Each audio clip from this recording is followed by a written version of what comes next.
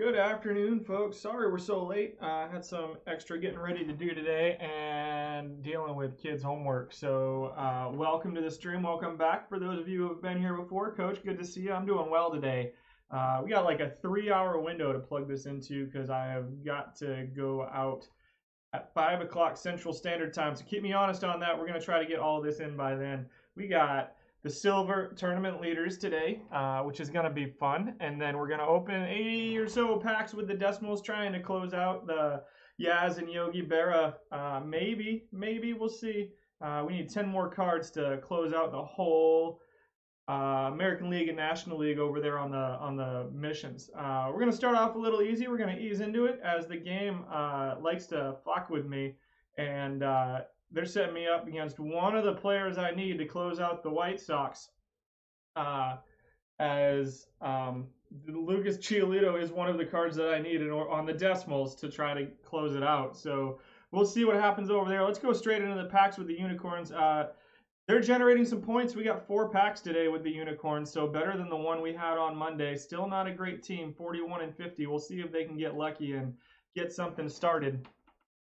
I'd love to start being able to pay a little bit more attention to the unicorns and the decimals, but right now they're just not fun. So this silver team's going to be fun, I think. Hopefully people will disagree with me a little bit on some of the names, but I've enjoyed it. I think I've finally found my sweet spot with as far as doing the tournaments. The irons just crushed me. It was like a huge project and a huge ordeal trying to figure out what was going on with them. I really enjoyed the silver stuff though. It was fun, and I think going back and forth between silver and bronze is right where I want to be as far as doing the tournament stuff. So I'm excited to get into this today. We're gonna do the hitters today. We'll do the pitchers tomorrow. It did take me a while to get the stuff put together today. We got a gold here, Ken Kravik, 1977 starter for the White Sox. More White Sox players that they're just throwing them at me today. In our last pack with the unicorns, we'll check on the team really quick. Happy Thursday to you too.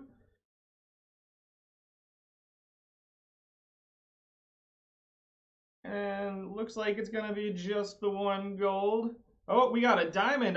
Big Bill Lee. Cleveland Indians. That might be one that this team can sell and open a few more packs with. That's their first decent pull, really. I don't know. We'll see how much he goes for. 14,000.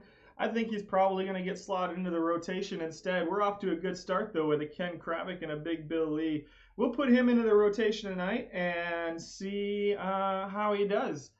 He's either going to get sold sometime this week for packs or on Monday, or he's going to help this team do just a little bit better. Checking in real quick on how the unicorns are doing. They are currently 41 and 50. They're not quite in danger of getting relegated back to rookie league just yet, but they're not out of the woods either. Hopefully, Big Bill Lee will go ahead and keep that from happening. Bullpen continues to be middle of the pack. Starters continue to be middle of the pack. Aristides Aquino continues to be their home run hitter. Again, this is a guy we've talked about a lot. He's one of my better hitters in the bronze tournaments. I really like him. Definitely among the top 5 right fielders in the bronze tournaments. And then, yeah, they do go to rookie. They'll get more perfect points, but I feel like that's kind of bucking the system. But sometimes you got to do what you got to do when all you're doing is opening packs. We got Brett Gardner stealing some bases for us. Chris Bryant, who's never is the one diamond on this team and has never been super impressive, continues to not be terribly impressive. Just 246 with 15 home runs out of the 3 spot. And Jock Peterson, not very good out of the leadoff spot either. So this team's just not getting anything going. Even their good players are not doing all that well. But we got an upgrade. We'll see how it goes over the weekend and see how much better they're doing starting on Monday. We'll go ahead and get into the Bruins and open. The Bruins got 4 packs today as well. So, and this is with the All-Star games have not happened yet, I don't think. So they'll probably get at least another couple hundred perfect points here in the next couple of hours, but we'll see. Yeah, I'm not seeing All-Stars yet. Let's go ahead and jump right into their 4 packs. They are 41 and 49, so really similar record to the Unicorns. So overall, still they're middling now. They're floundering a little bit, not as bad as they were last season, but getting just a little bit better. We'll see if they can upgrade in any way similar to the Unicorns here real quick, and then we'll get right into the silver tournaments.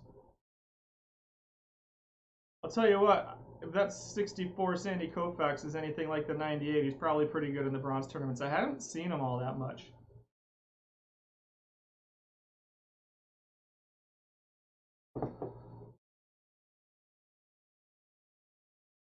I have the window open today because it's beautiful outside, but there are people doing yard work, so I'm keeping an eye on my mic to see if those sounds start showing up. If they do and I don't notice it, just let me know.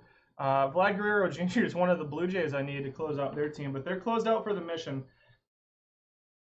But if you start hearing people doing yard work on the stream, just let me know and I'll shut the window.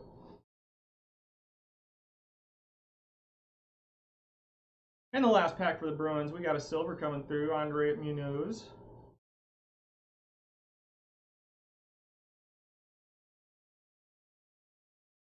And that'll be it. No real upgrades for the Bruins as they continue to trudge along. They're at least in iron.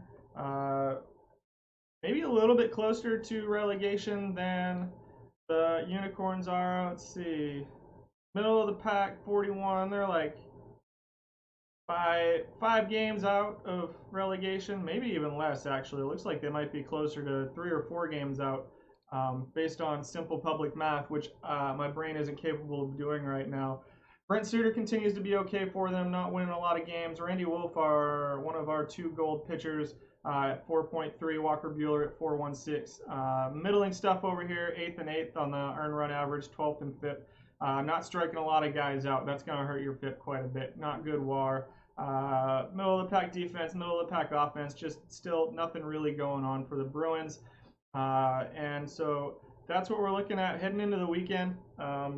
Maybe a Stone season in their future. We'll see how the weekend goes. No upgrades to speak of for them today. So best of luck to them tomorrow and Saturday. We'll see how it goes. I'm going to go ahead and log in to the Desmos, and then we'll pull up the silver hitters. Like I said, I really enjoyed this.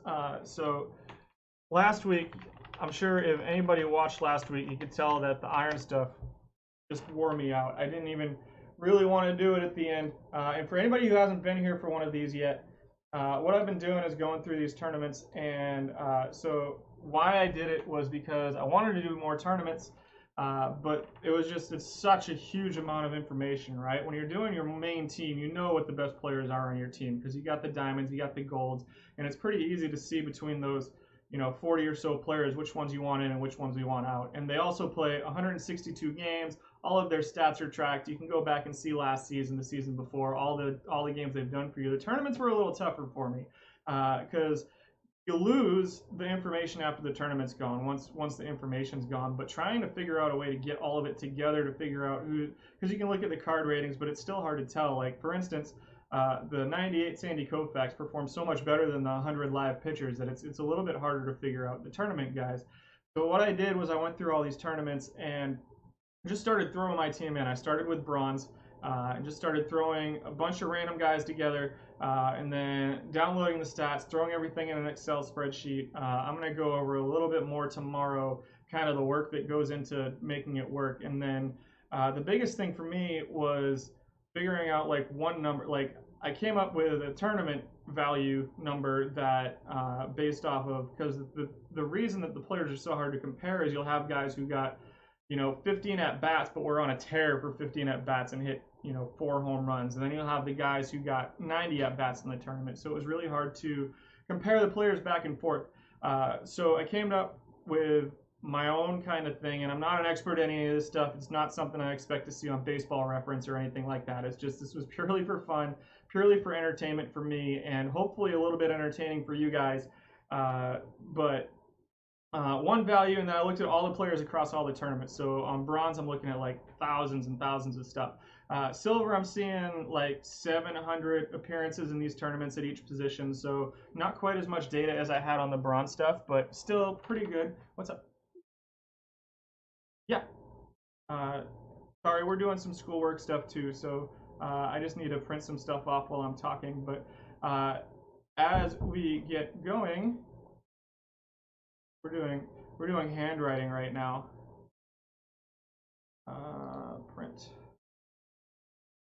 Print. Sorry, this will take just a second.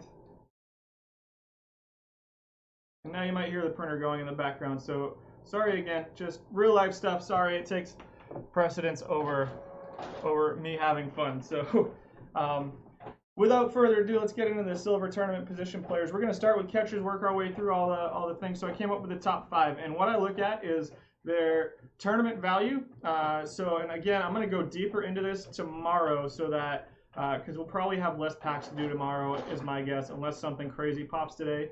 And then we will go ahead and do that. So I look at tournament value, and then in the spreadsheet I have how many times these players are showing up in the top 50, the top 100, the top 25% of all the performances at their particular positions, and then the bottom 25%. And the biggest thing I look at is the top 25 versus the bottom 25%, which I call a dud percentage. And so I really like guys that have a low dud percentage, because especially in the lower tournaments, if a guy's not really sucking for you, he's not losing the tournament for you, and then you can hopefully your other guys will win the tournament. It's when you have guys who are not very good and sucking a lot. Yeah, no problem.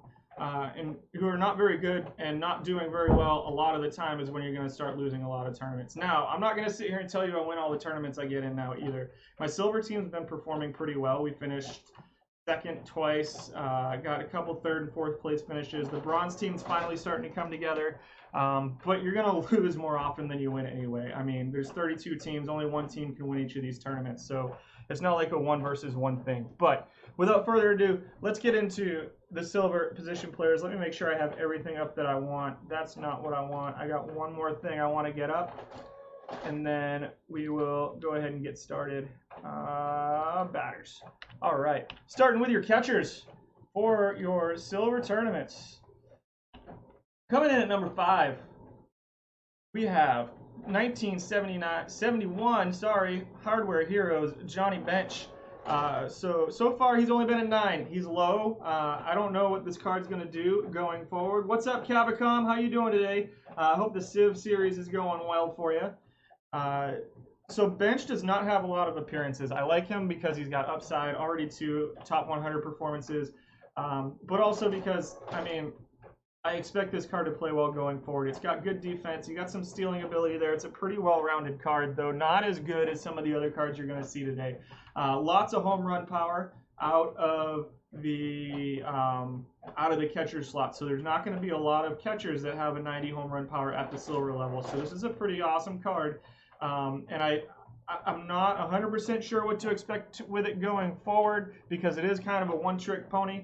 But with it being at just number 5, I mean, nobody's going to complain about any given card being at number 5, I don't think. Oh no, not work. That's going to make it tough to stream your 19 tournament. But getting back to work is good, though, so hopefully that works out for you. Just make sure you're staying safe, man.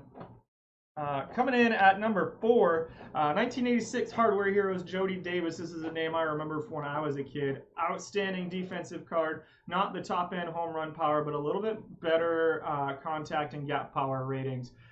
Here at the silver level is where the I and avoid Ks, I think, comes a little bit more into play.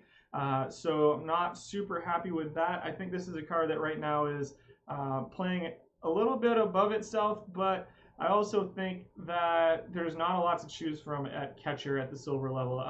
People are not playing that many different cards. You'll see the top 2 or 3 have a lot of appearances, and then you get into like the guys with like between 9 and 20 appearances. So it's a little bit hard to choose between them. But Davis does have 5 top 100 appearances right now. He's one of the few who have more top 25 percentages than dud percentages with over like 15 or so appearances. I'm seeing a lot of guys between like the 15 and 30 appearance mark that actually have more duds than they do top 25. So that's why Jody Davis is here.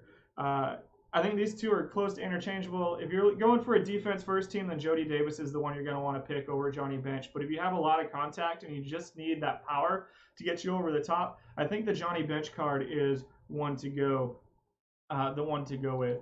Coming up at number 3 is our first live card of the day, Christian Vazquez. Outstanding defensive catcher. Not quite as good as Jody Davis, but a little bit more well-rounded on offense. Not quite the top-end power, but you can see he's mostly green as opposed to yellow across the board there. So this is a guy who's a little bit more, less likely to have that one thing go bad for him. So and gives you a little bit more speed on the base path. He's not going to clog your base paths quite as much. Only 15 appearances for him, and you can see, again, pretty high dud percentage, but his top 25 percentage is really high. If he kept this up, if he had double the amount of appearances and still had that top 25 percentage, he'd probably be number 1. But right now, with over half of his performance in the top 100, Christian Vazquez is pretty good. So I'm going to be honest, Cavicom, I'm done with the NFL. I don't watch it anymore. This was probably my last season. So as you guys know, I'm a Red Sox fan. Obviously, I am a Patriots fan too. And I vowed years ago I was done when Tom Brady was done. And he's not a Patriot anymore. And I'm a little sad about that. And it's not something that affects my day, but it's something that every time I think about it, I'm like, man, kind of leaves a hole in the pit of my stomach. And so now with Gronk going down there too, like it feels gross to me, and so I'm excited. I love Tom Brady. Honestly, I love him. I'm not angry at him. I don't disavow myself from him or anything. I don't think I could handle watching him in Tampa. But I haven't watched a regular season game in the last 3 years. And I'll be honest, having my Sundays back has been pretty awesome. Especially when I was working 50, 60 hours a week. Like right now, I'd love to have the NFL on Sundays as something to do, but when I was working Monday through Friday and a lot of hours, it was not spending 6 hours a day in front of the TV watching football was nice. Hockey is my sport, so I love baseball. I played baseball growing up. Hockey is my number 1 sport right now. I really, really want to be watching the NHL playoffs right now. Hopefully they get started. It sounds like July maybe, but we'll see. If they have to wait till next regular season to put a good product on the ice, then that's what they're going to have to do. But yeah, the NFL is pretty close to dead to me. So we're done with Vazquez, I guess. But 8 top 100s out of 15 appearances. I don't like putting a guy with only 15 appearances this high, but there weren't a lot of options, and he's performing really well. So I'm happy with Vazquez at number 3. Coming in at number 2, was really, really close to being number 1. I don't like Bettman either, but the sport is beautiful. And I think that the players in the league right now in the NHL are probably the coolest players that you have in any sport too. Burgess is getting used a lot. I don't actually have this card, packs only. So at the whims of the packs, 68 times. So he's got 19 top 100 appearances, 27% top 25 percentage, and just a 17% dud percentage. So not quite the defensive player that Christian Vazquez is, but a much better bat. And so he's a guy, and still pretty good defensively. So you can see all of these catchers. Now that we're getting up here, you're not seeing guys that aren't very good like we were in the irons last week. And so that's why I think I'm going to stick with the silvers and the bronzes. These guys are just way more exciting to talk about as opposed to, the iron guy that's got like a 26 contact, but 63 home run power. But these cards are just a lot more fun. So good contact, good gap power, a little bit lower on the home run power, but still not too far below that Vazquez card. And then that avoid Ks of 97. So he's putting the ball in play. He's going to move runners up for you, going to drive runs in, and just a really useful card right here. So this is out of 426 catching performances. Their number 1 catcher with 32 appearances. 15 of his 32 appearances are in the top 100 right now. 50% top 25 percentage, and just a 12.5% dud percentage is Willians Astudillo. You guys know how much I hate putting live cards at number 1. I really enjoy the historical cards, and Burgess was really, really close. But that dud percentage being that low, combined with the contact and the power, a little bit lower on the defense, but especially if you're in line for a backup, maybe he can play other positions as well without having to put him at a position he's not trained at. So not well, but he does what he needs to do, and he's performing really well for everybody right now. So 7 performances in the top 50 is just silly. That's almost 20% of the top 50 performances out of over 400 are this guy. So he's doing really, really well so far. Uh, and that's it for the catchers. If you have questions, I have the stats that I'm seeing pulled up too. So if you have questions on specific players that that don't necessarily make the list, feel free to let me know, and I will happily pull them up and talk to you about them. I got one more thing I want to do right now. Let's move on to the first baseman though.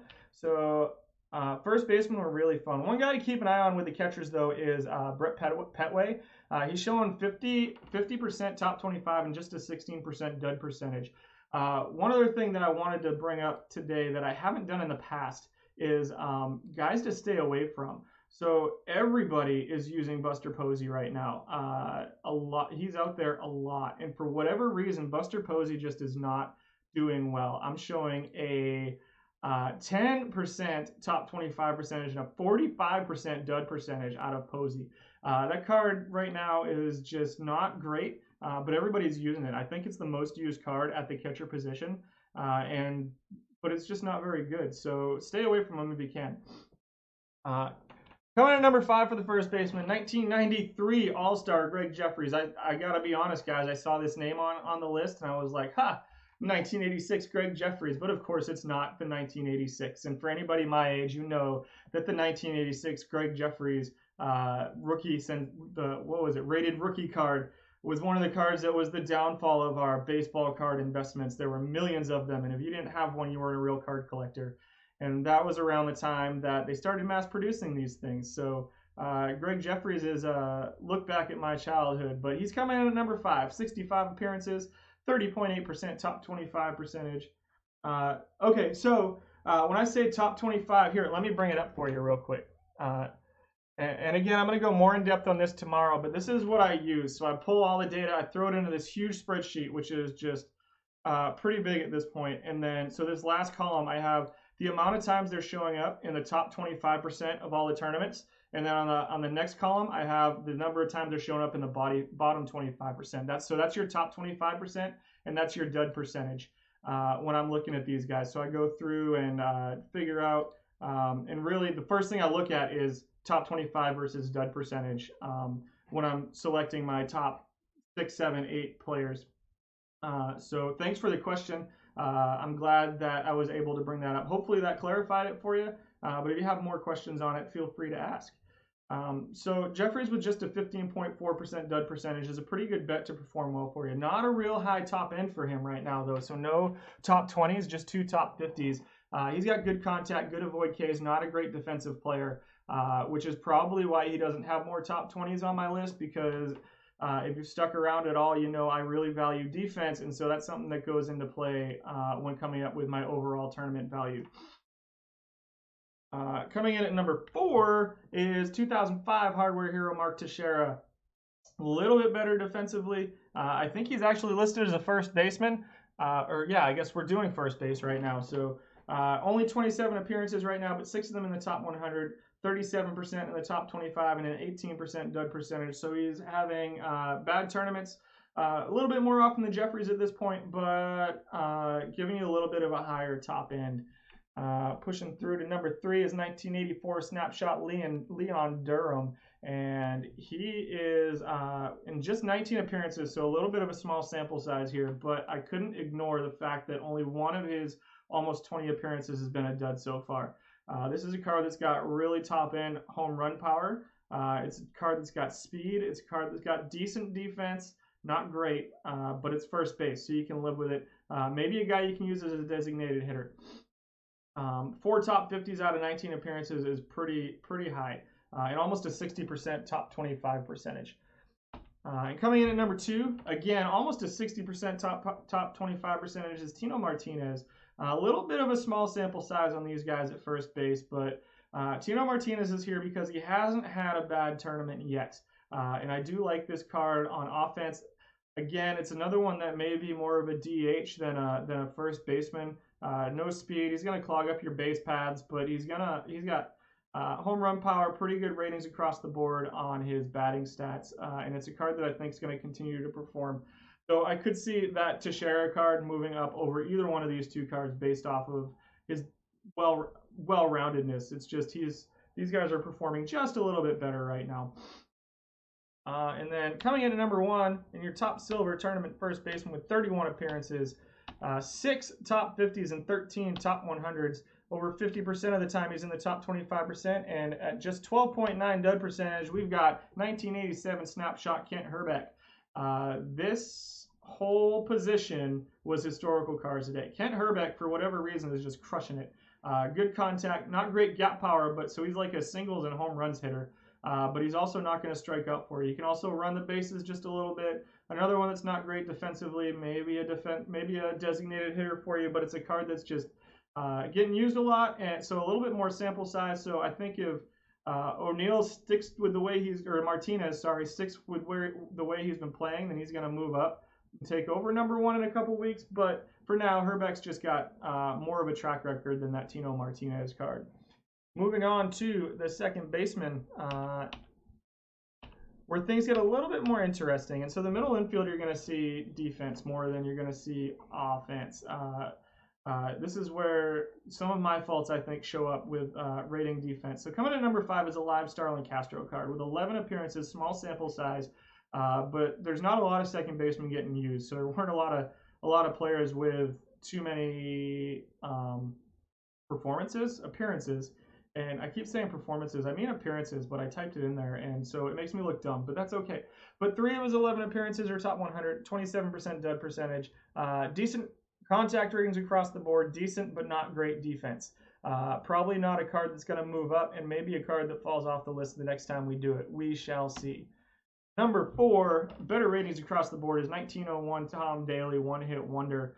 28 appearances, 25% in the top 25, 21.4% dud percentage. So you're still looking at a pretty high dud percentage here, but you got some top end from him with 7 top 100, 6 top 50 performances out of 539. So you're talking, when he's in the top 50 right now, he's in the top 10% of all the performances. So that's pretty good. I like his hitting ratings across the board. I like his speed. This is a really good number 1 or number 2 hitter for your lineup. Right now at number 4, mostly because of the high dud percentage. I don't like guys who are going to lose tournaments for you. Also, his defense is not great. We're going to see some better defenders on the list, I think, at second base. Going to number 3, here's one of those better defenders, a little bit more well-rounded too on offense, but Tony Bernazard, 24 appearances, 1981 snapshot. Still a high dud percentage of 25%. But 33% in the top 25, 6 top 100s out of his 24 appearances, 5 top 50s. So pretty similar stats here. I just like Bernazard's defensive ratings a little bit better, and he's a little bit better, just a little bit more well-rounded, I think. But these two cards are pretty close to interchangeable, Daly and Bernazard. Moving on to number 2, Miller Huggins, 1905 snapshot. This guy was almost number 1. Good defense, not great error. He'll make some errors, but he's got range. He's got a good arm, great at turning the double play, good eye and discipline. This is a card I think he's performing a little bit above his level right now. Less top 25 percentage, but again, he's a good defensive card, and he's got less of a dud percentage and 12 top 100 appearances out of 73. So it's a card that's performing well. It's not having really stinker tournaments, and I do err towards guys that don't have duds more than towards guys that have high top 25 percentages, because you can put a team together that's going to be good, at least. If all of your players are going to be good most of the time, then you're going to have a good shot in any given 7-game series. So that's why he's above the other 2. Coming in at number 1, though, with 39 appearances, 4 of them in the top 20, 11 of his 40 appearances in the top 100, 33% top 25 percentage, and just a 12.8 dud percentage, is a live Ketel Marte. Ketel. I'm going to say it's Ketel. I'm not really sure. I meant to look it up today, but I was wrong. This card is pretty awesome for a silver card, guys. I'm not going to lie. It definitely earns its very high silver rating, 79. This is a card that I'm sure, if they get to playing, is right on the verge of being a gold card. He's got really good ratings on batting across the board with 68 contact, 80 gap power, 61 home run power. Just really, really solid across the board. Good stealing, good base running, not a lot of speed, but he knows, appears to be a smart card that's not going to run into outs for you. He can bunt. This is a guy who's going to be a really good number leadoff hitter for you. You can slot him in at 2. I think he'd be a good 6 hitter too. Just a guy to behind your number 5 hitter, maybe even maybe even a 5 hitter for me. I don't have this card yet, so I don't get to play him in my lineup. But this card's performing really well, and I think it's a bet that it's going to perform well going forward, but I can't promise if they start playing games that he's not going to turn into a gold card and be ineligible for these tournaments either. So keep that in mind if you go out and you try to spend money putting this guy into your lineup for your silver tournaments. Moving on to the third baseman. I liked the second baseman. It was a fun position for this particular set of players. Going to number 5, live Kyle Seager with 30 appearances. Pretty high dud percentage at 23.3, but 6 top 100. So this is a guy that's giving you a really, really good top end and is pretty well rounded. Good defensively, mediocre, maybe a little bit above average base running for a corner infielder, and then pretty good batting ratings across the board. I think he's actually performing below what I expect from him going forward right now, but for now he's here just because he's got a pretty low top 25 percentage and a pretty high dud percentage. But I think this is a card that could move up the list over the next couple of weeks. Coming in number 4, one of my favorites, 2003 Hardware Heroes Bill Miller. You may ask yourself, well, what the fuck did Bill Miller win in 2003? He won the batting title in 2003, guys. 75 contact, 73 gaps, 67 home run power. He does have some pop. Not great defensively though. He's above Seager, well, because I really like him. I couldn't justify putting him higher, but this is where subjectivity came in just a little bit, and my emotions probably won out. Seager might be a little bit better than Miller, but for now, Miller's a little bit higher because he's got a higher top 25 percentage and a lower or a similar dud percentage, or the same dud percentage. So that's where we're at. Seager. Looking at these numbers now, I can definitely see the argument for Seager being higher rated than Miller. Number 3 is Asdrubal Cabrera. 34 appearances, 32.4% in the top 25, 8 top 100 performances right now, and 26.5% dud percentage. I've got him above those two guys simply because he's a little bit better defensively. Maybe not at third base, but he can provide you more versatility too. He can play second base, third base, a little bit of shortstop. His ratings are right there, and he's performing well. All 3 of these guys are pretty much interchangeable, though. Cabrera does give you a little bit better stealing and a little bit better if you need those bunting. Cabrera is right there, but I don't think you can go wrong with any of these 3 guys in the tournaments. I'm running Cabrera out there right now, mostly because I don't have my number 2 or number 1 guys yet. Coming at number 2 is 2006 All-Star Freddie Sanchez, and this is a card that's here entirely because of his contact and his defense. This is an incredibly awesome defensive third baseman right here. Almost all of his value comes from his defense. Just a 12.3% dud percentage though, so that's pretty awesome. 16 appearances in the top 100 out of his 65. That's the most on this list. The only reason he's not number 1 is because he's not giving you the really, really high top end stuff, the top 50s, and especially the top 20s. So, but if you really need a guy who's going to get on base, maybe a good number 2 hitter. If you're not a team that's based around speed at all, he could be a good leadoff hitter for you. But he's going to provide you good defense every time out there. This is a pretty awesome card. I like it a lot. And coming in at number 1 with 34 appearances, 6 of them in the top 20, which is ridiculous. 9 top 50s and 15 top 100 performances, just 1 below the card we just looked at. 50% of his performances in the top 25 and just a 17% dud percentage. 2001 snapshot, unfortunately not the Red Sox version of Kevin Millar. At third base, he's doable defensively, so not quite as good defensively as Freddie Sanchez, but he gives you contact, he gives you power. This is a great number 2, number 3, number 5 hitter. You can plug him anywhere in there in these silver tournaments, and he's going to hit for you, and he is hitting. So if you're looking for an offensive first third baseman, Kevin Millar is your guy right now. I don't have this card either, and it makes me sad. One of my favorite players of the last 20 years, not going to lie. And it's a card that's performing really well. Moving on to the shortstops, as I got to start getting going here. At number 5, Edgar Renteria. You guys have been here for my rant on the 2005 Edgar Renteria card. There's a snapshot from 2005 that I hate. We won't go into it today, but this is a guy that gives you good defense. It's a guy who gives you good contact and good speed. It's a really well-rounded card. Maybe a number 2 hitter, maybe a number 9 hitter, depending on your lineup. 7 appearances in the top 100. Not a lot of top 25 percentage and pretty high dud percentage. Otherwise, he'd be rated a little bit higher. I think this is a card that's going to perform well going forward. But we'll see. He does provide you some things that not every card does, and he's got kind of greens across the board, which is pretty good at this level. Number 4, 1965 hardware hero Leo Cardenas. Just 13 appearances right now, but 2 of them are in the top 20. 4 of his 13 are in the top 100, and just a 7.7%. So only 1 bad performance so far out of his 13. It's a pretty stellar defensive shortstop. I do love my defense at shortstop, and he's got pretty good contact to go along with that. Maybe performing above. So if he has if he has just even 1 more dud percentage, he probably falls off the list or doesn't even get looked at. But for now, he's pretty good, and I'm pretty okay with him being at number 4. Coming in at number 3, all-time legend George Wright. Just a stud defensive card right here. 71 contact. Again, he's here because he's 3, not higher, not lower. He's giving you a really low dud percentage, but not a lot of top end either. So again, if your offense is already set, you've got Millar at third base, some of those other guys that are batting 3, 4, 5 for you. You need a number 8 hitter who can play some defense, maybe even a number 9 hitter. This is your guy. It's just a 72 rated card, so it's a pretty low silver rated card. But that defense is awesome. I really, really like it.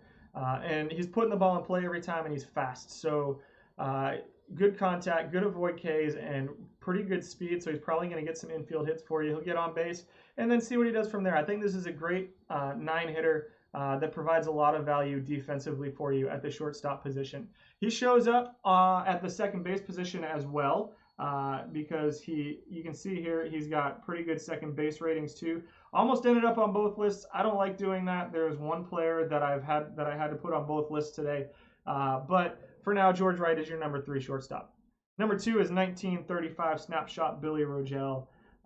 35 appearances for him, 16 in the top 100. So giving you a little bit more top end than the George Wright card. 14.3% duds to 57.1% top 25 percentage is pretty awesome. And again, just an absolute stud defensively for you over there.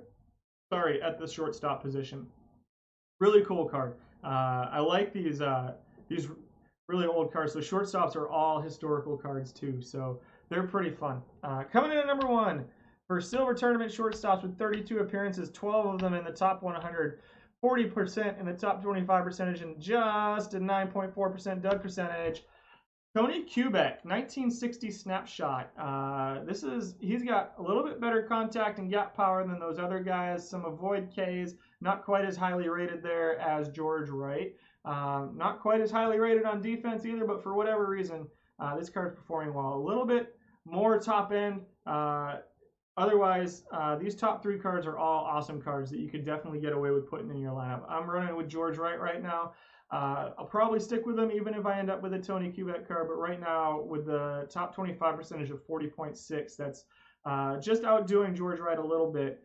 Tony Kubek is number 1, but any one of these 3 guys could have been number 1 on this list. So hopefully, so we're done with the infield. So if you have any questions on the infield, let me know. Hopefully you enjoy what you've seen so far. We're going to move right on to the outfield though.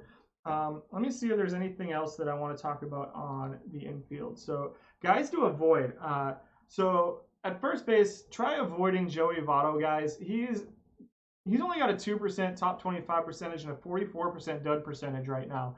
I know a lot of people, these are guys that a lot of people are using that are just not performing very well. Gavin Lux at second base with a 15% versus 31% dud percentage, and then Sean Figgins at third base with a 7% top 25 and a 22% dud percentage. Those 3 cards are really underperforming. They're really not performing very well, and they're stinking a lot. Guys to keep an eye out on, Willie McCovey at first base just didn't make the list because he doesn't have enough appearances. He was at like 7 or 8.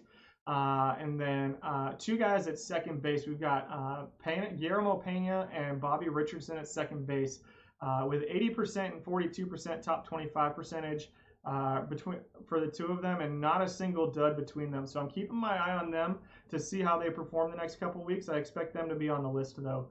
And then so that's pretty much it for the infielders. At first base, Jake Dobrik. Let's look him up. First base. Roll. So he's showing 29% top 25 percentage and a 25% dud percentage right now. It does give you some top end. So I've seen him 24 times. He's got 2 top 20s and 2 top 50s. So he's pretty close. He's right there probably at number, I would say number 6 or 7. A guy that could likely, I haven't looked at his ratings to be honest. So I don't start really looking at the ratings until I get them on here, because I don't have millions of years to do this, but he's a guy that could definitely make the list next time for sure. Just a little bit of a high dud percentage and a little bit lower. The other first basemen were just performing a little bit better as far as I can see. But I see a lot of Negro League cards.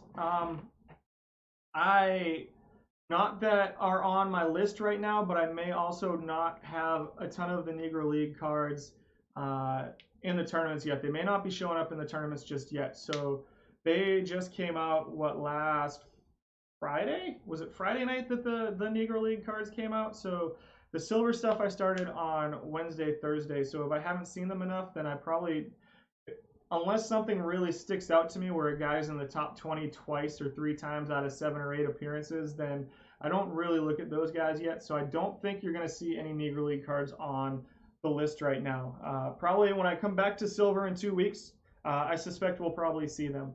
But I just haven't seen enough of them just yet. And cool, I'm glad that helps, Coach. Moving on to the left fielders. Currently number 5, Juan Beniquez, 1984 snapshot. This is one of those guys, low, small sample size, but 2 top 100s and not a single dud in any of his performances. So, and I'll be honest, there weren't a lot of left fielders for me to look at. So that's why he ended up here. The left fielders who just missed the cut were really just Mark Canha, who's got a awful dud percentage. So Beniquez was the guy at number 5.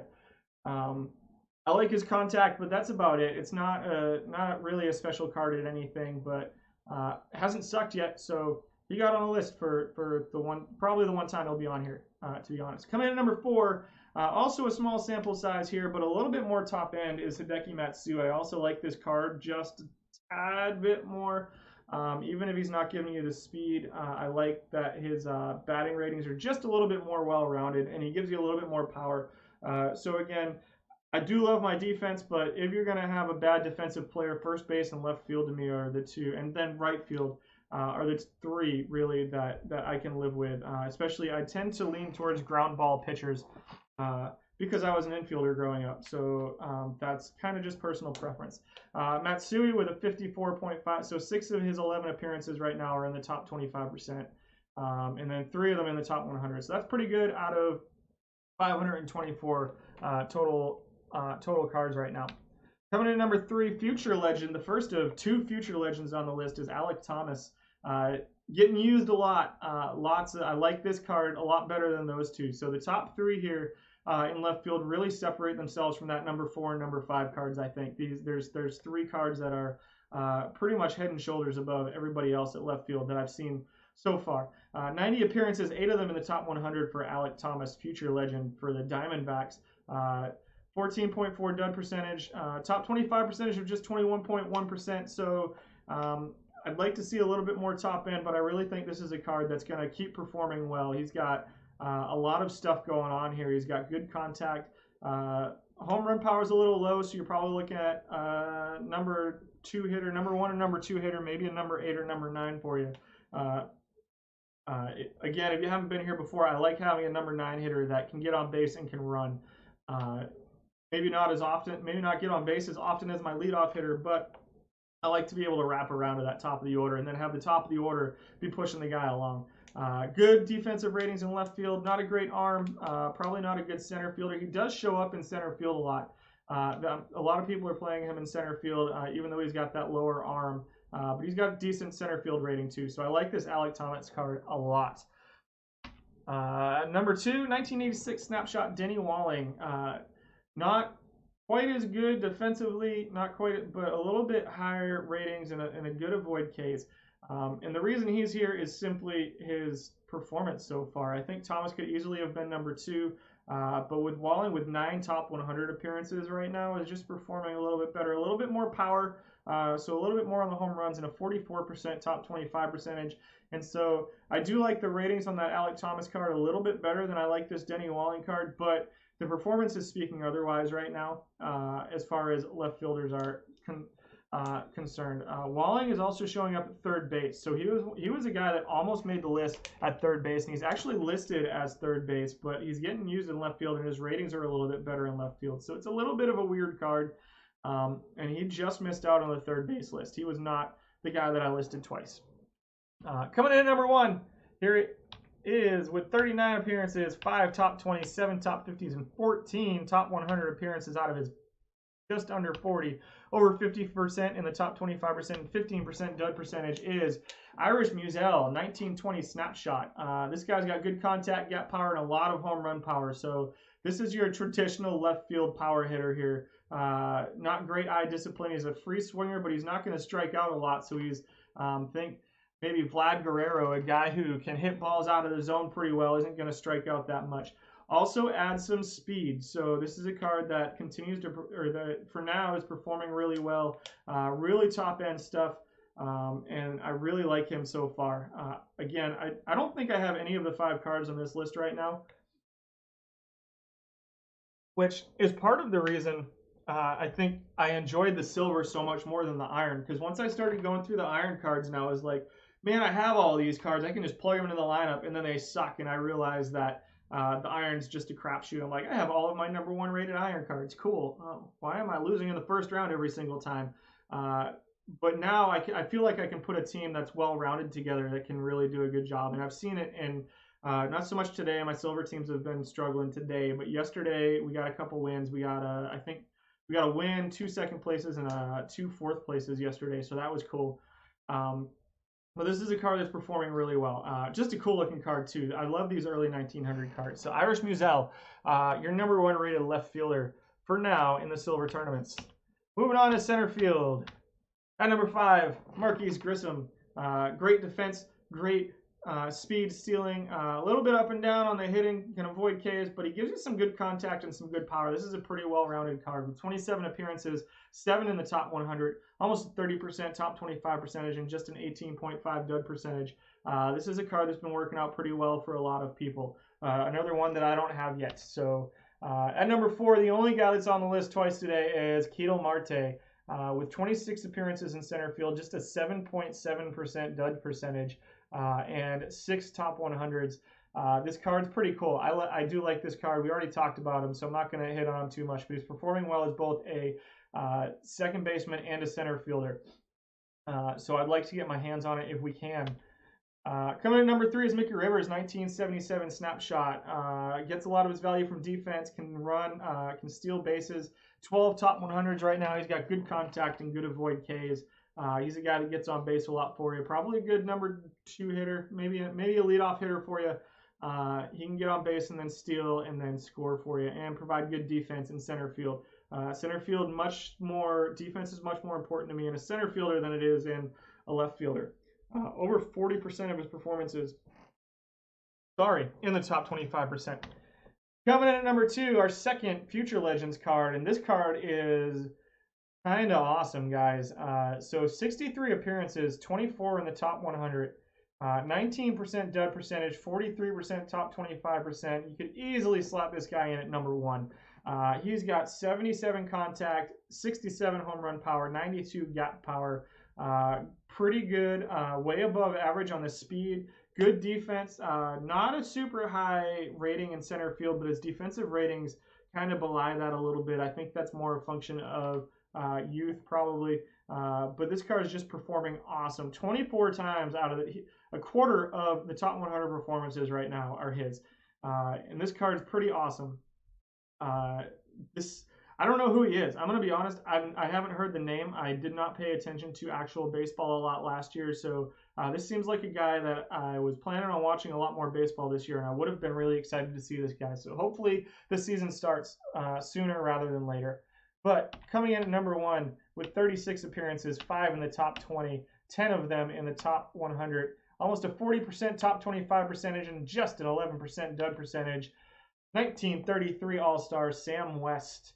I really think that the Waters card is going to be number 1 in a couple weeks. I think that's a card that's going to perform really well going forward. But right now, the really low dud percentage on this Sam West is why he's here. A little bit more power for you there.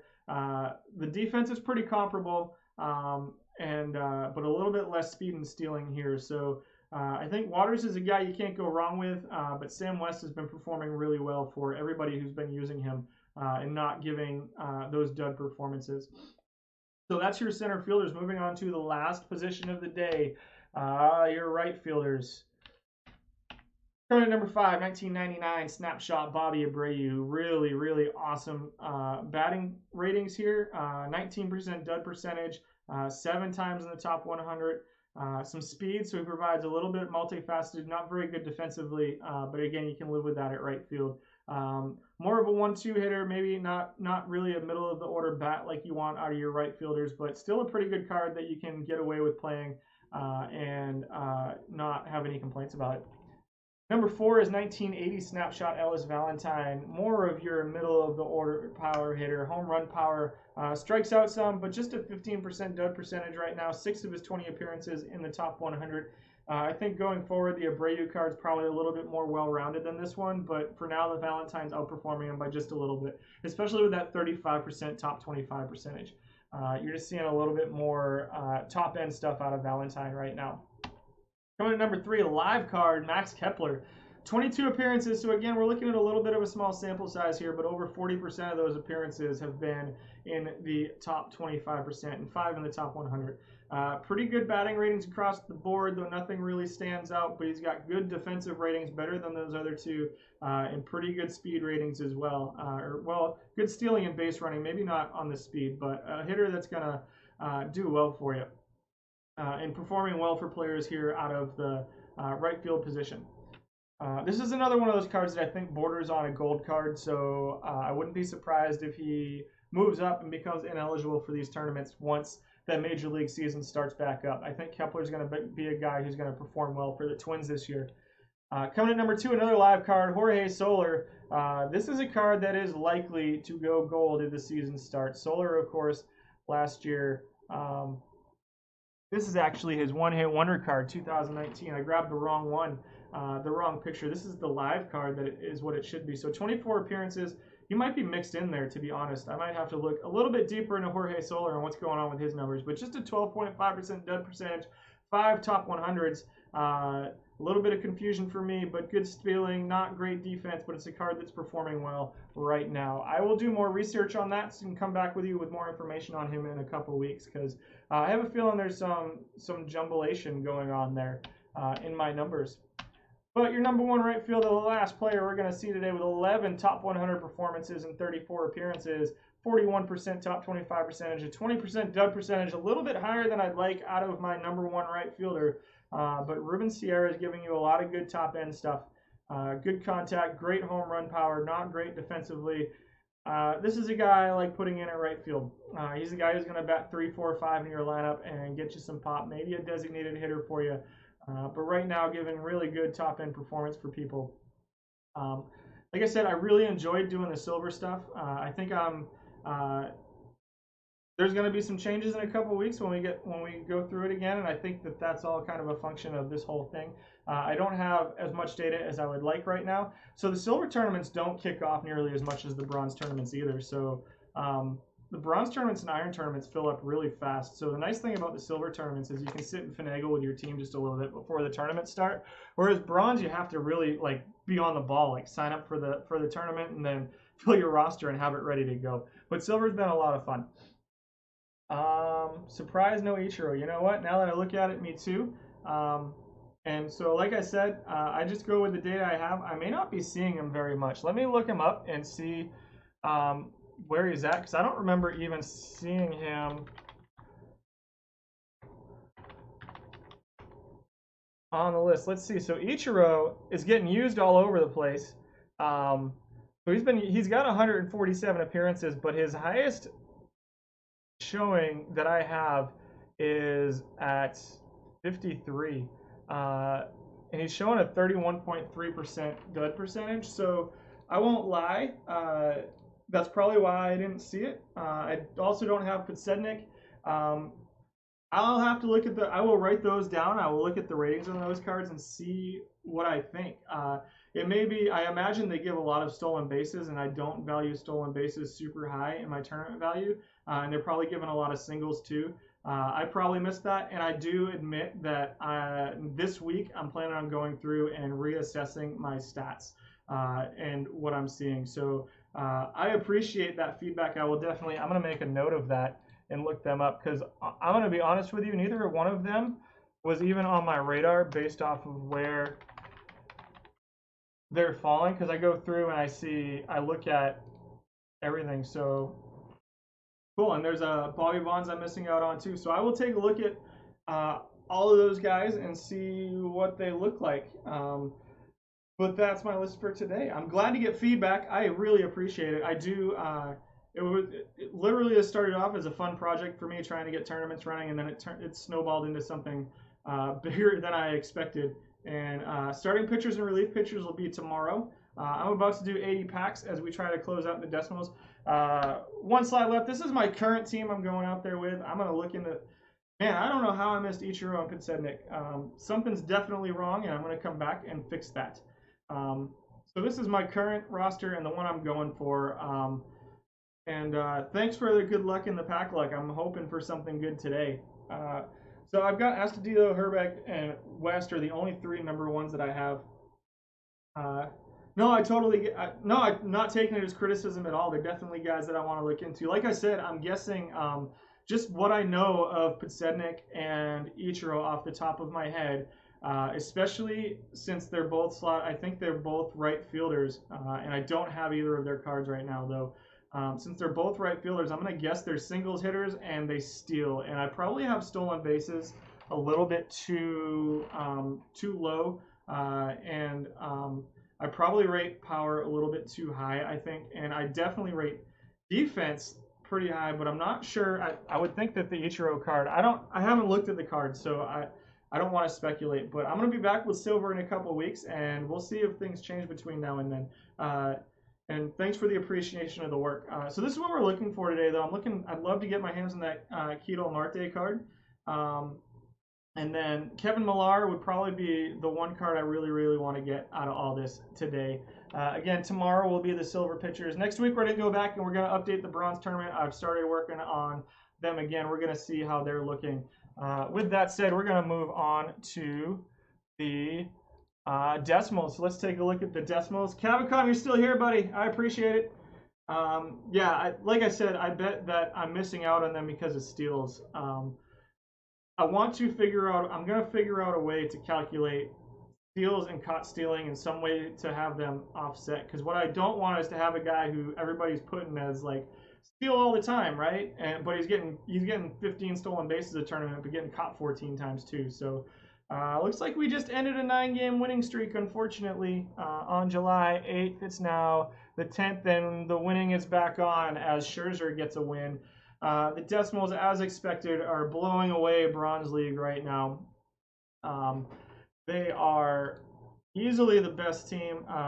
Some of our, the second best team right now, yep, Atlanta. So some of our, we continue to move up with our rivals, guys. So if you were here Monday, you heard the story about us getting knocked out for the second year in a row in the championship series on a Grand Slam. This year it was to Atlanta. Last year it was to these WallStreetWindows.com guys. So this year we're hoping not to get knocked out. Progress this year would be getting knocked out of the championship series on anything but a Grand Slam in the bottom of the 9th inning.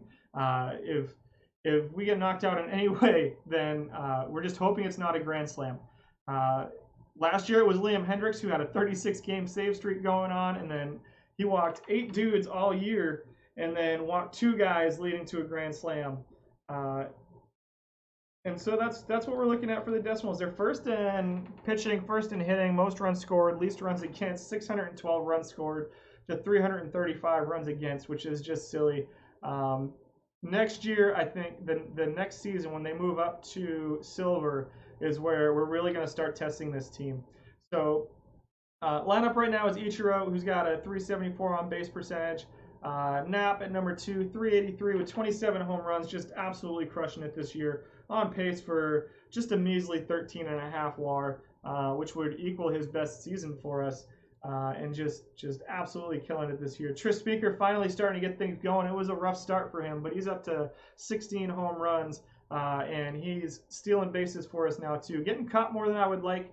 I'm probably going to adjust that tomorrow, adjust his stolen base stuff tomorrow. But 40 on pace for just 85 stolen bases this year. I think he's trying every time he gets on base. Bagwell just won me Player of the Month. This card is sick for a. Here we go. Got to download the new league. Sorry. Bagwell is sick, but you guys know all this. You guys want the packs. I'm going to talk real quick about what we're looking for today in these packs. Koufax still killing it. Good chance at Cy Young. Roy Oswalt. Looks like he's had a couple of rough starts. He was down in the low 3s earlier today, so maybe starting to get to him, and then my perfect live cards, and then the bullpen is what it is. So today we need 10 cards to close out these collections. We need 5 in the American League and 5 in the National League. The hardest ones I think are going to be the White Sox. We need Aaron Bummer. We need Tim Anderson, Lucas Giolito, Yasmani Grandal. We need 2 of those 4 cards. For the Yankees, we need 3 of their silvers, or Paxton and Stanton. We need 1 Atlanta Brave. They're probably the most likely team for us to close out today. It would be pretty cool to close them out on an Acuna Jr., a 100 rated card. And then the Mets, we need 4 of them, bunch of silvers, and then Syndergaard and Diaz up there at the diamonds, and a couple of golds. So again, 5 American League cards, 5 National League cards. We're looking to close hopefully at least one of these teams out today. One thing I didn't talk about Monday, we moved from 846 to 868 live cards. We gained 6 one-hit wonders, so I'm just kind of tracking this stuff. But again, you guys want packs, you don't care. We're going to go plug that in there, and then, whoops, I don't know what just happened. We'll just undo that and update that at the end of the day. I have started tracking. We're going to try to close out all of this stuff at some point this season, so that's stuff that we can worry about later on. So let's get started. Give me a second, Cavicom. My goodness.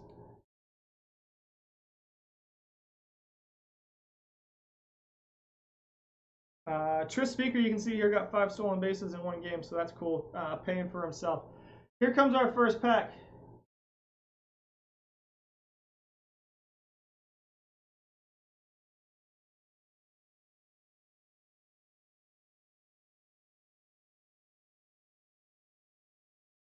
Oh, rest my voice for just a second. Tyler Mel, not a red that we need. Manny Pena, Chris Taylor for the Dodgers. Not anybody that we need there. Actually, Chris Taylor was a Dodger that we need, so not for the missions, but I need 76 National League players and 52 American League players for the whole live collection. Again, we're focusing on the missions right now. We only need 10, but I'm trying to get that entire live collection. Yeah, the data's fun. So I really like numbers. I always hope I get perfect Pedro Cavicom. I do appreciate the good luck on that. I'm going to bring up, so look, we got our current mission status there at the bottom. We got to update our graphic for our Silver Tourney teams today. That's pretty cool. I'm pretty happy about that. So we're making a lot of progress on the stream. I think we do need 2 National League East teams, 1 AL Central and 1 AL East team. And so that's where we sit right now.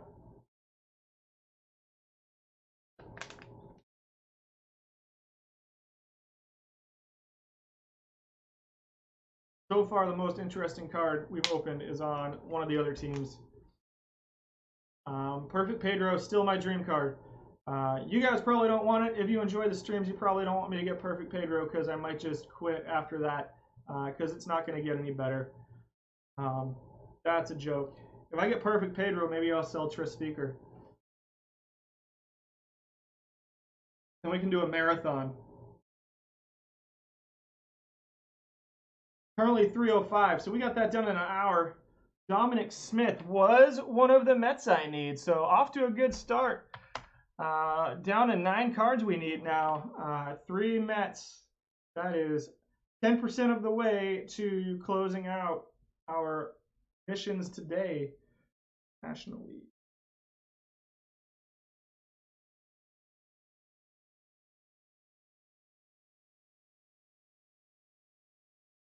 I don't need any bronze cards in the National League, and like at all. And there's only 3. It looks like there's 3 bronze cards in the entire collection that I don't have yet. And one of them, of course, is Yonny Chirinos, who is one of the pitchers I want to close out my bronze tournament team.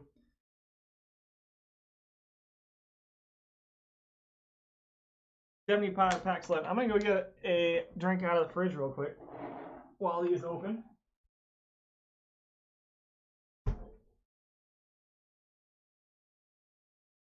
Ooh, Olmedo Sands. That's a cool looking card. I'm pretty sure that's a new one for me. He was a fun guy back in the early 2000s.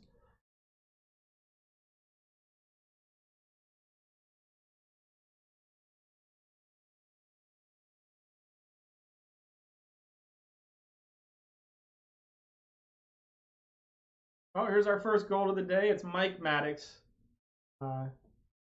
Reliever, 1992, along with Paul Abbott. So 2 guys that have other guys with the same name. I'm not sure if Mike Maddux was Greg Maddox's brother. I don't think they were related. I'm pretty sure Paul and Jim Abbott might have been, though.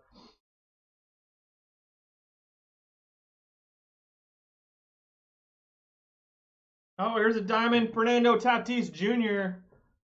I think that's a duplicate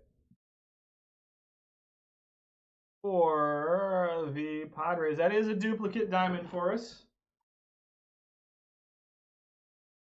Yeah, that was a cool historical pack. I do enjoy the historical cards. Here's a silver, Andrew Chafin from the Diamondbacks, who we do not need.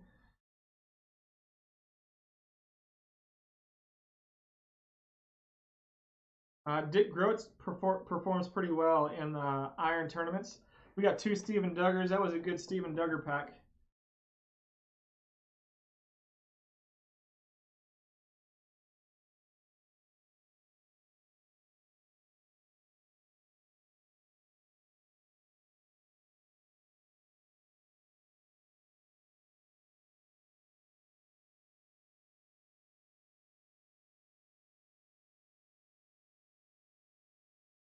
I would like to get one of those 100 rated historical non-Pedro pitchers. That would be pretty cool to sell them and open some more packs. Just a Maddox or a Cy Young. I continue to be really, really happy with that Sandy Koufax. That 98 Sandy Koufax is just studly. My wife's gonna make fun of me because I've said studly like 6 times on this stream already. There's the live solar. So the little bit, I'm not sure. I'm gonna have to go back, maybe change my algorithms a little bit to make sure I'm not pulling both of them, because now I have to figure out what which one of those solars is the one that's actually performing well. I'd like to think he's not a one-hit wonder, which is really weird, since he's only had 1 season. I read a interesting article. So Solar is one of the guys. Suarez is a duplicate. Solar is one has go back to the Royals when they traded Will Myers for Wade Davis and James Shields back in 2012. If you have The Athletic, if you don't have The Athletic, I highly recommend it if you like reading sports journalism. But Solar is one of the guys that kind of like is in the chain of those deals, and all of a sudden he's hitting like 50 home runs. I think he came over from Tampa for Will Myers when the Royals traded Will Myers to Tampa. So, interesting bit of trivia.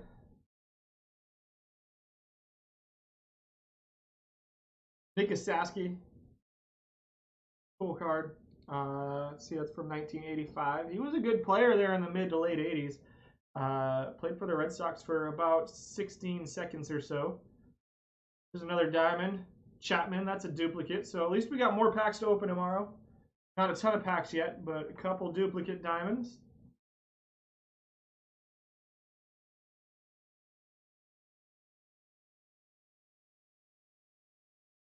I should stop enjoying Coca-Cola. I'm trying to cut back, but being home out all day for the last 5 weeks, not helping me do that.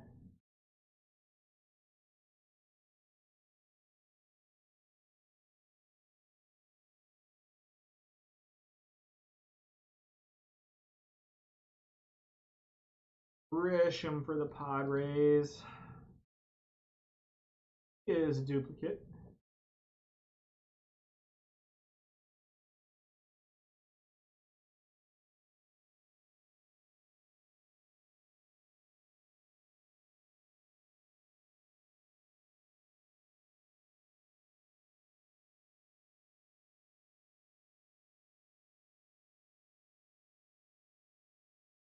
All right, so we're like, what, 20 something packs in right now? 2 diamonds, so not a bad start. Certainly could be better. It's been almost a week since we've seen a perfect card, so we're hoping to get something here pretty soon.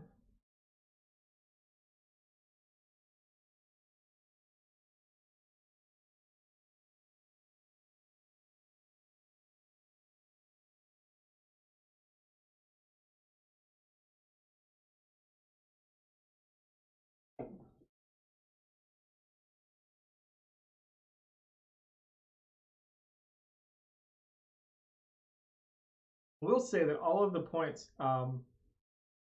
for the cards for the packs this time, I didn't have to sell any non-duplicate cards, so the team generated a lot because you've seen the team and they're in bronze level right now, so they're doing a good job of generating their own income right now. Aaron Bummer, there's one of the White Sox. Finally, these guys have been avoiding me like the plague. We now need 8 more cards to close it out, so just one more of these White Sox players. So 2 now. Rich Gossage, that's a cool card. 1984, Rich Gossage closer. So 2 down, 8 to go.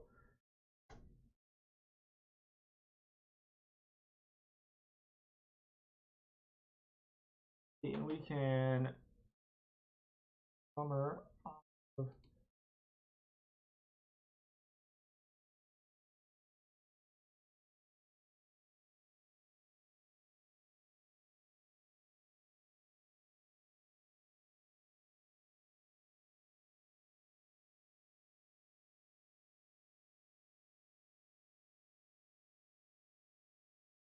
Cindy Leon's playing for the Indians now, so no more Red Sox hat for him.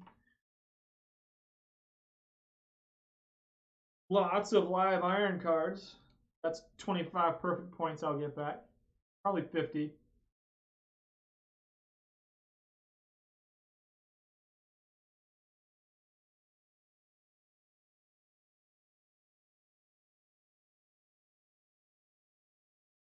Harry Pendleton's a card that performs well in the iron tournaments. Even though he's only a 53 rating, he's got pretty high. I think I've had duplicates of the daily before. That Pendleton card sells pretty well. Terry Kennedy, I'm pretty sure that's a duplicate for me, but that's a cool card too. BJ Surhoff, I'm running him as my bronze catcher now.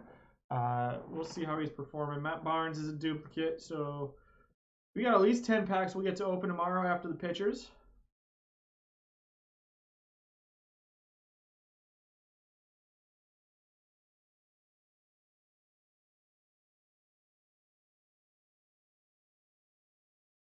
Krasinski is him and Surhoff are my 2 backup catchers, or my 2 bronze catchers right now. We'll see if that changes. I haven't actually looked at bronze data in over a week and a half. So not sure what's going on down there right now. We'll see. Starting Monday is probably when I'll start looking at that stuff again and making adjustments to the team. 2 golds in 1 pack. James Paxton was a Yankee I need. We're down to 2 more Yankees. We've already knocked 3 cards off the list. Gosman is not a giant that I need, so that's a duplicate. So already knocked 3 cards off the list. We're down to 7 more. We need 3 more. 1 White Sox and 2 Yankees to get 67 Carl Yastrzemski. We need 4 more to close out the National League, who I forget what their prize is, but if we can finish both, it'll be a 100 rated Yogi Berra, who will be our new catcher.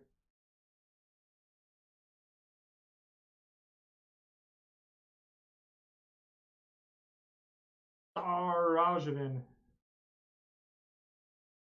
That's a duplicate too, but I might be wrong.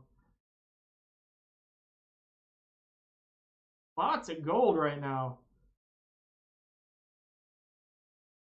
The Reds. Bauer is a duplicate.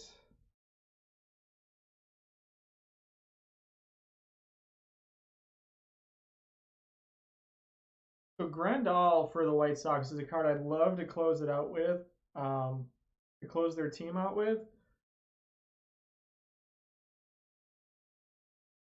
But I could live with Giolito too.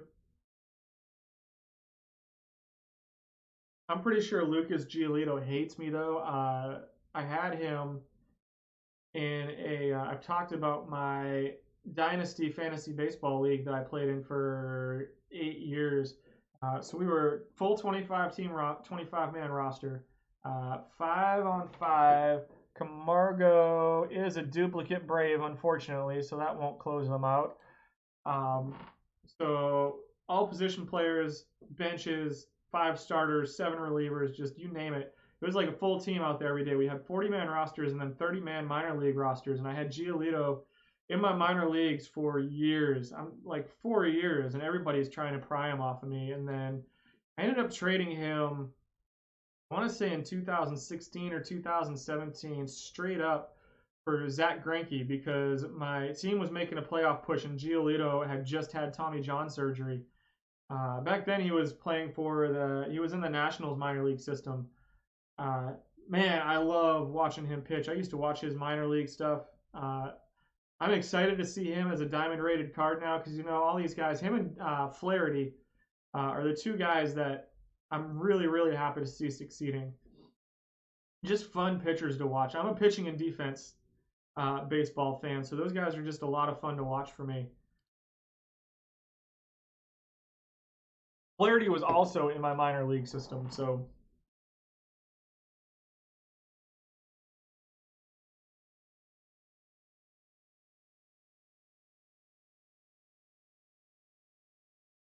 lots of kind of boring cards here in the middle of the pack. So we're running out of time.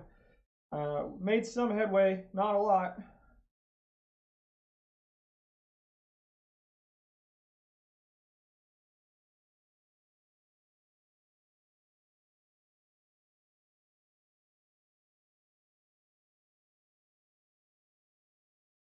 Okay, I'll take a look at that Matty Alou. I think he was one of the guys that I don't think he was on my top 5, but I think he may have just missed.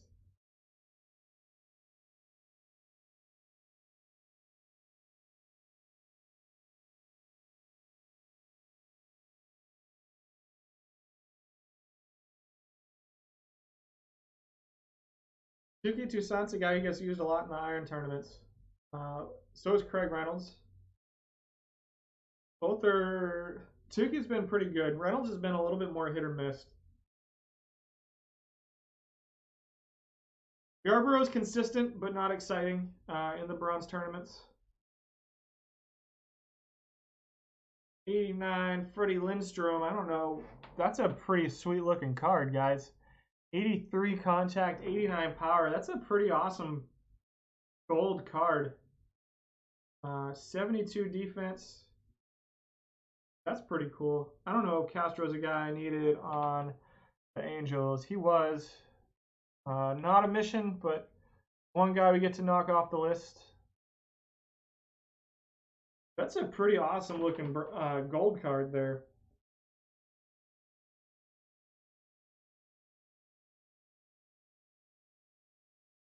I do not really do gold tournaments, but that looks like a card that you could build a gold team around.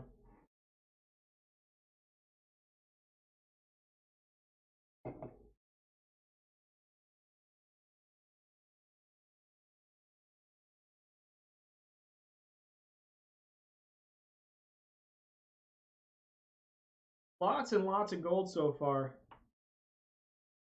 Still just the 2 diamonds. It's been a while since we've seen a diamond, so I feel like we're owed something interesting sometime soon. Connie Temple, second baseman.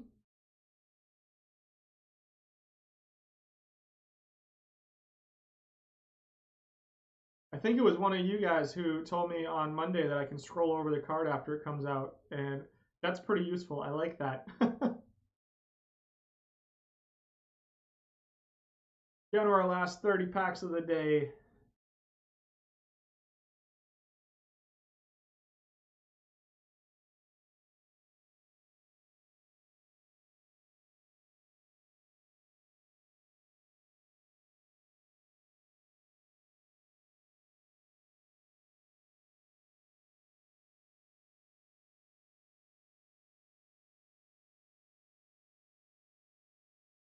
Naka is not a new card.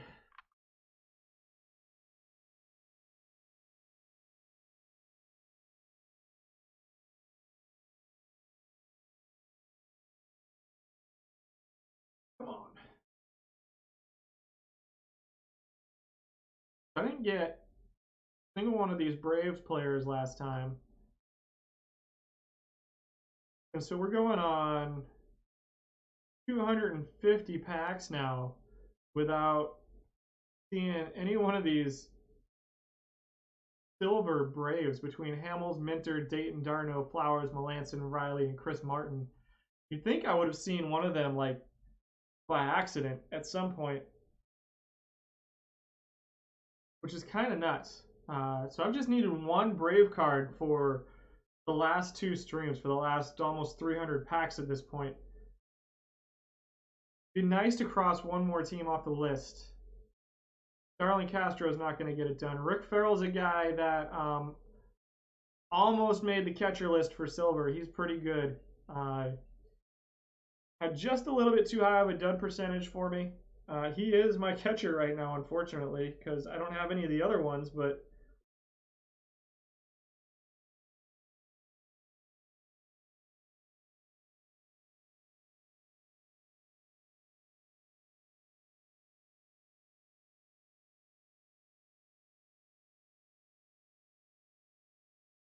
you are not the Brave I'm looking for.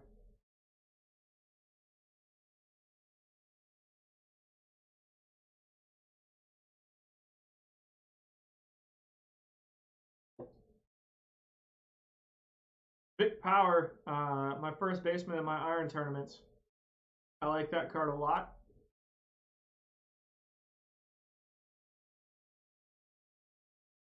I hate Iron tournaments though. They're not doing them anymore.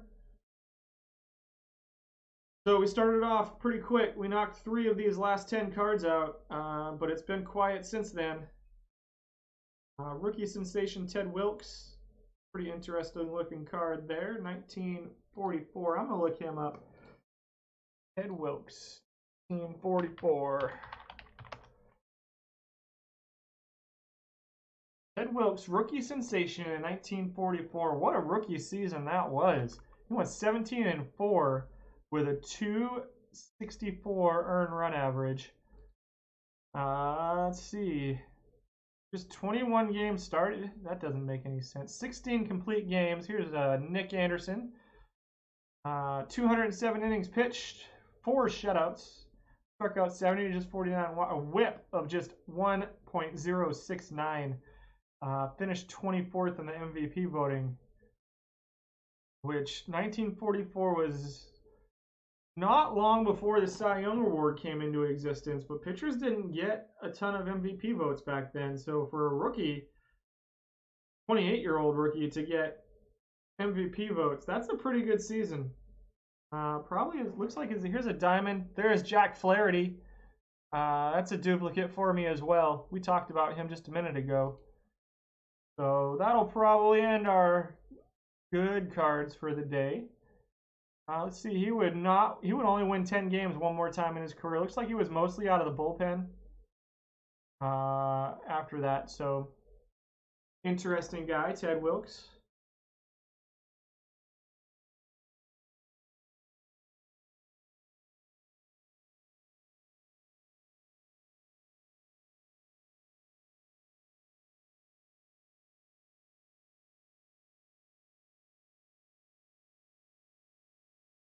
Andre Munoz is not helpful.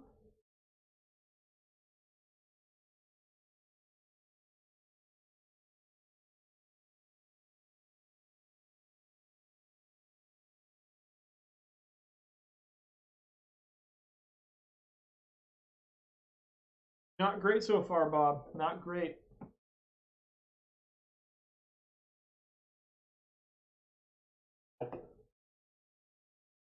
So we get nothing else from these last 15 packs. I have 4 collections that I need to turn in for standard packs. So I'll turn those in, and then we'll open those 4 packs, and that'll pretty much be what we're going to do today.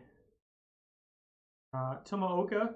I love these expos. I love seeing the expos. I'd love to get a team back in the back in Montreal. Did I see the select all button they added in managed cards today? I don't know if I want to see that button. So funny story about the decimals. So you see my other 2 teams today. They're not very good. They just haven't had a good pull. So I started doing this tournament stuff, and the decimals were going to be the first team that I put into an iron tournament. So I go into my iron, I join a tournament, I go into the thing, and I select all the iron cards, and I promptly pressed what I thought was the activate all these cards button.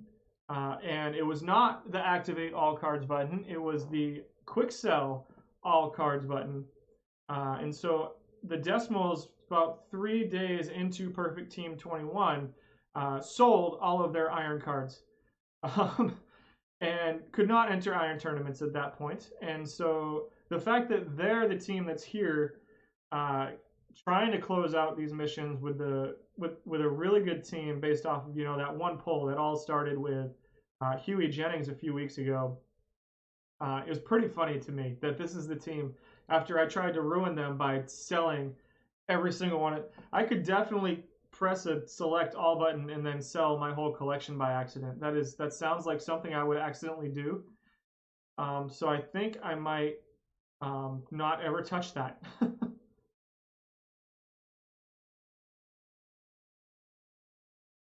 But to answer your question more directly, no, I have not seen that button yet.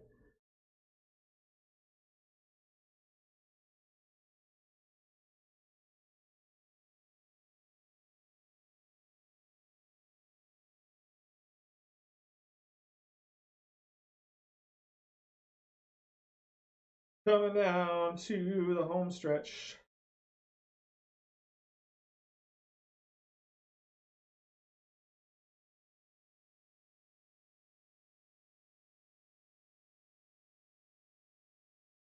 Yeah, I'll take a look at it. So I don't know. I guess once I lock all the live duplicate, yeah, that makes sense because I've got all the regular ones locked in. So yeah, that could definitely be useful for selling all of those. So I can see how that would help. I have to be really careful with it. I could definitely fuck that up. That is something that I could see myself doing. Tom Tresh, 82 rated center fielder. Good batting ratings. That's an interesting looking card too. Terrible defense. Looks like a designated hitter to me. Probably not a bad card for a historical gold tournament.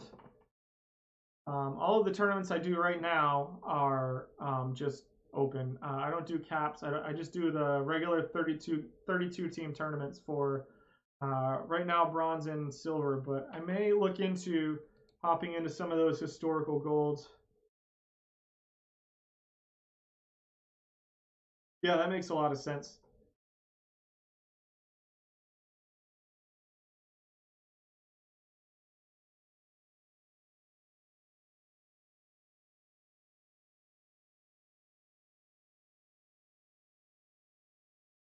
We got 2 more packs left, and then I'm going to close out some collections and open 4 more packs.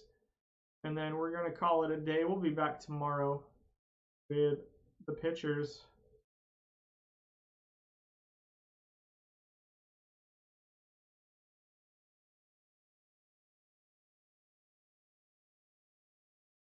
Matt Olson of the A's. That is an A that I did not have yet, so we can cross him off the list. All right, let's go turn in these 4 collections. Missions by complete.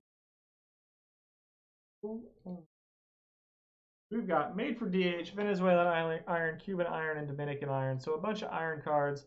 Some of them probably sell pretty well, but Jose Martinez is made for designated hitter. He's already locked, so I need to select 1, 2, 3, 4, 5, 6, 7, 8. Okay, makes sense. So the game does a pretty good job of making sure that you're not locking new people that you don't need to. Most of these cards are already locked.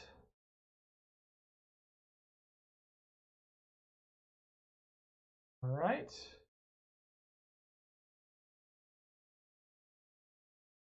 Hit. Right, that's 3 packs. White Sox are not done. We should have 1 left. Cuban iron. Go ahead and submit that. Then we'll open these 4 packs.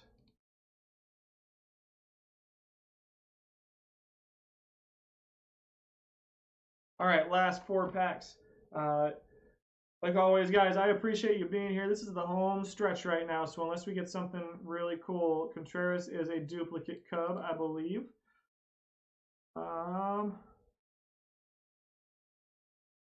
Yes, he is. I appreciate you guys hanging out. I hope you enjoyed the lists. It's definitely still a little bit of a work in progress, but hopefully you got something out of it. Hopefully you enjoyed it. The packs kind of sucked today. Sorry, not every day can be a Tris Speaker day, or even a not Lajoie day, I guess. Although I don't really feel like that's too much to ask for.